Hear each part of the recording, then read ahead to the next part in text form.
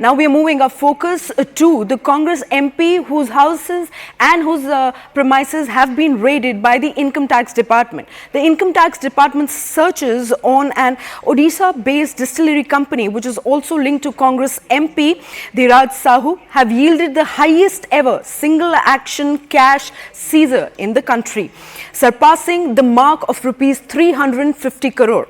Now, the raids against both distillery and associates have entered the sixth day for tax evasion and off-the-book transactions. Now, cash exceeding rupees 350 crore has been counted, with counting ongoing using 40 machines in place. Now, after Home Minister Amit Shah urged Rahul Gandhi to address the raids, Congress MP Manikam Tagore supported Sahu, countering Shah's claims of corruption, citing that Sahu has been in the business for 40 years. Now, this remark comes a day after Congress distanced itself from the raids and from the Congress MP. Meanwhile, Samajwadi Party blamed BJP for demonetization, claiming it was failed move by the government. मुझे तो बड़ा आश्चर्य है, आजादी के बाद किसी भी दल के सांसद के घर से इतनी बड़ी मात्रा में कैश नहीं पकड़ी गई होगी। सैकड़ों करोड़ों रुपए का कैश सांसद के घर से मिलता है और पूरा इंडी अलायंस मौन है इस करप्शन पर। मैं तो पूछना चाहूंगा इनके साथियों को, कांग्रेस का मौन तो हमें समझ में आता है क्योंकि इनकी फितरत ही भ्रष्टाचार की है, परंतु चाहे तृणमूल कांग्रेस हो, चाहे जेडीयू हो, चाहे आरजेडी हो, ये सारे दल डीएमके सहित चुप बैठे हैं। भारतीय जनता पार्टी के कार्यकर्ता 400 पार की ओर देख रहे हैं और कांग्रेस के नेता 400 करोड़ से ज्यादा का घोटाला कर रहे हैं। अंतर इतना ही है, हम 400 सीटें जीतने की सोच रहे हैं, ये 400 करोड़ का काला धन इकट्ठा कर रहे हैं। ये दिखाता है कि कांग्रेस के लोग नोटबंदी का विरोध क्यों करते थे। कोई व्यक्ति के कार्यकलाप पार्टी के नहीं होते, वो एक व्यवसायी हैं, व्यवसायी परिवार से आते हैं और पिछले 40 साल से उनका परिवार शराब के ठेकों का काम करता रहा है। इसमें अगर कोई अनियमितता पाई गई है तो कार्रवाई होनी चाहिए, इसमें तो कोई सोचने की बात ही नहीं। It's very unfortunate for the Home Minister to speak like this. There is no corruption. Where the corruption comes into picture?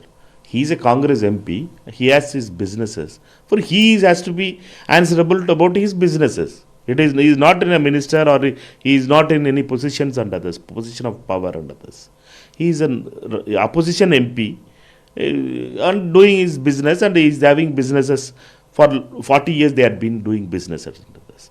But the real question is, Mr. Amit Shah should answer what happened to the agency's actions on Narendra Thomas' son's 500 crores deal in the WhatsApp call with the Canadian person. What action they had taken it? बिल्कुल, जिसने ऐसे तरीके से पैसे कमाए होंगे वो पैसे तो सरकार वसूलेगी ही। और कांग्रेस की ये परंपरा रही है कि ऐसे लोगों से शराब के घोटाले में, इसके घोटाले में पैसे जमा करना और लोगों को लूटना। मुझे ऐसा लगता है लोगों के लूटे हुए पैसे ये सरकार जमा हो जाए। बीजेपी को शर्मिंदा होना चाहिए, बीजेपी को देश के सामने माफ़ी मांगनी चाहिए इस बात के लिए कि नोटबंदी जैसी योजना उनकी फर्जी निकली। ये एक साहू नहीं, इस तरह के न जाने कितने घरों में लोगों के पास पैसा होगा। सरकार अगर ये बात कह रही है कि किसी घर में 250 करोड़ से ज़्यादा पैसा निकला है, तो सरकार ये भी बताए कि 2000 रुपये जो आपने छापे थे वो किन किन बैंकों में, किस जिले में, किस बैंक की ब्रांच में सबसे ज़्यादा जमा हुए हैं। जो सरकार नोटबंदी का सबसे बड़ा फैसला लाई हो और कहती हो इसके बाद काला धन खत्म हो जाएगा, आतंकवाद खत्म हो जाएगा, तो बताओ उस व्यक्ति के घर पर या उस जगह पर इतना पैसे कैसे निकल रहा है। आदरणीय धीरज साहू जी, उनके बड़े भाई उनके पिताजी, सब ये लोग खानदानी लोग हैं और एक बड़े व्यवसाय के बड़े घराना से इन सारे लोगों का ताल्लुकात है और सैकड़ों वर्षों से ये अपना बड़ा व्यवसाय कर रहे हैं। अब ये जो पैसा है, ये पैसा किस परिप्रेक्ष्य का है, कैसा है, ये तो इनकम टैक्स वगैरह को क्लियर करना चाहिए।